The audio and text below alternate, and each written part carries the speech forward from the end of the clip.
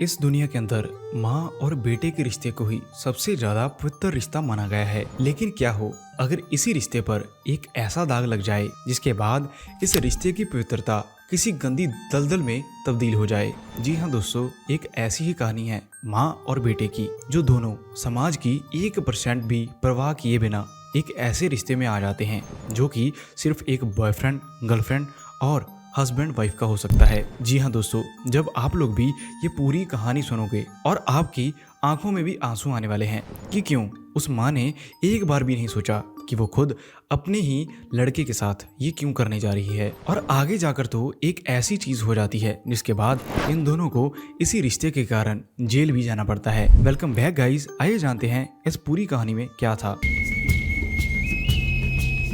New Mexico से शुरू होती है, जहां पर रहने वाली मोनिका मैरेस और इसके घर एक लड़का जन्म लेता है। लेकिन ये लड़की नहीं जानती थी कि असल में इस लड़के का बाप है कौन, क्योंकि इससे पहले ना ही इसकी शादी हुई थी और ना ही किसी एक के साथ इसका रिलेशन रहा था। इसका मतलब कुछ ही महीनों के अंदर इस लड़की के बहुत सारे बॉयफ्रेंड रह चुके थे, जिसके बाद ये खुद नहीं जानती थी कि ये लड़का उसे हुआ किससे। इसके बाद मोनिका इस लड़के को किसी और को देख रेख के लिए दे देती है, जिसके बाद ये भी लिख देती है कि इस लड़के के साथ इसका कोई भी रिलेशन आज से नहीं रहा, ना ही इसके बाद ये इस लड़के को देखने वाली है, और जो भी इंसान इस लड़के को पालने वाला है ना ही वहां जाकर ये उस इंसान को और ना ही उस लड़के को तंग करेगी।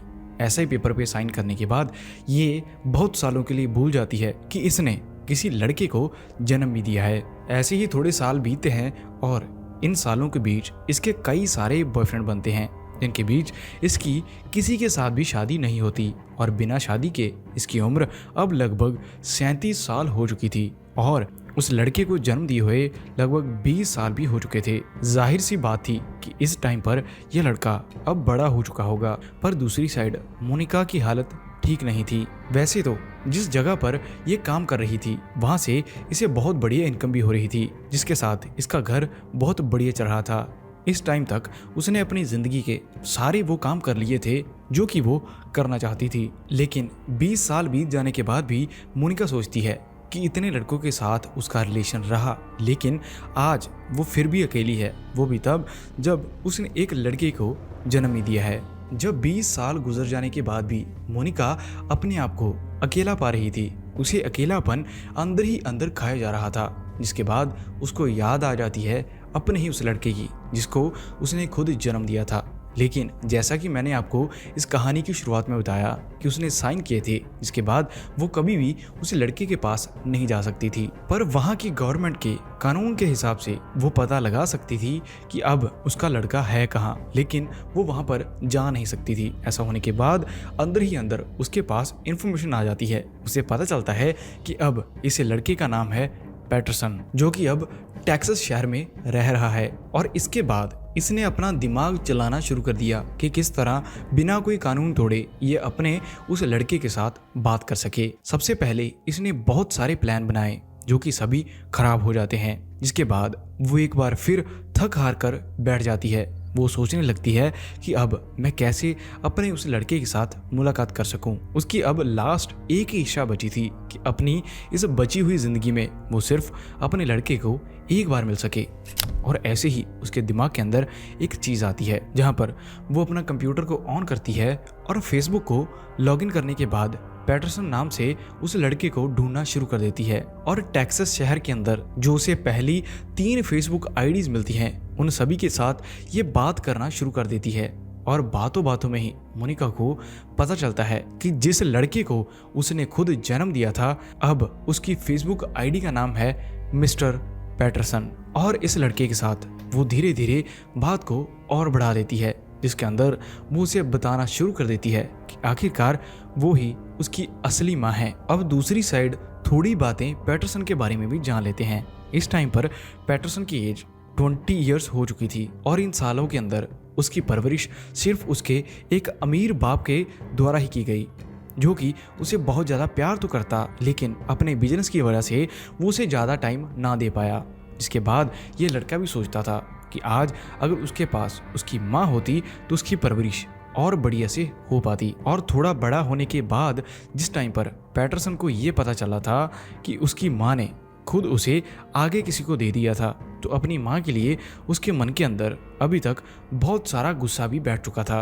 कॉलेज के अंदर स्टडी के दौरान भी उसके बहुत सारे क्लासमेट थे जो कि उसे इस चीज़ को लेकर छेड़ते थे, और 2-3 बार तो पैटरसन के साथ ऐसे केस हो चुके हैं कि वो आगे से भी उनसे झगड़ना शुरू कर देता था। इसी चीज़ से आप अंदाज़ा लगा सकते हैं कि पैटरसन के मन के अंदर अपनी माँ को लेकर बहुत सारी गलत चीज़ें दिमाग में बैठ चुकी थी, जिसके बाद वो कभी भी नहीं चाहता था कि वो औरत उसे आगे पूरी जिंदगी में कभी भी दिखाई दे। ऐसा पता चलते ही एक बार तो पैटरसन अपनी माँ मोनिका के साथ झगड़ा शुरू कर देता है, पर आखिरकार मोनिका ही उसका असली खून थी और वो बातों बातों में पैटरसन को मना भी लेती है, और धीरे धीरे इनके बीच कई हफ्तों तक बातचीत होनी शुरू होती है। दूसरी साइड अपने गुस्से को छोड़कर पीटरसन भी एक्साइटेड था कि वो अपनी 20 साल की जिंदगी के अंदर पहली बार अपनी माँ को देखने वाला था। अब टाइम आता है नवंबर 2016, जिस टाइम ये दोनों पहली बार मिलने के लिए तैयार थे। कई घंटे ट्रैवल करने के बाद मोनिका टेक्सास शहर पहुंच जाती है, और यहीं पर एक पार्क के अंदर इन दोनों ने इस मीटिंग को सेट किया था। अभी पार्क की एक चेयर के ऊपर मोनिका बैठी हुई थी।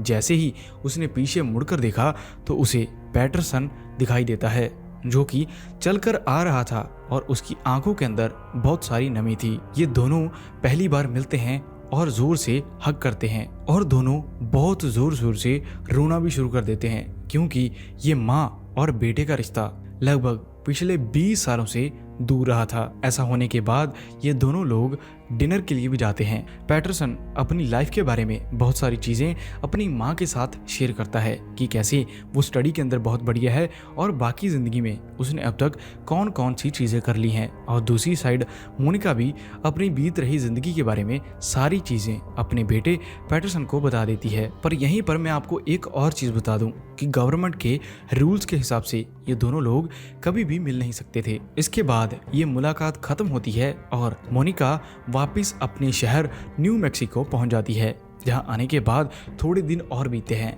और अब पैटरसन पहली बार अपनी मां मोनिका के घर पहुंच जाता है। मोनिका जिंदगी में पहली बार अपने खुद के बेटे के लिए खाना तैयार करती है। खाना खाने के बाद ये दोनों लोग मूवी देखना शुरू कर देते हैं। ऐसे ही इनका बहुत बढ़िया दिन बीतता है और अगला दिन आ जाता है।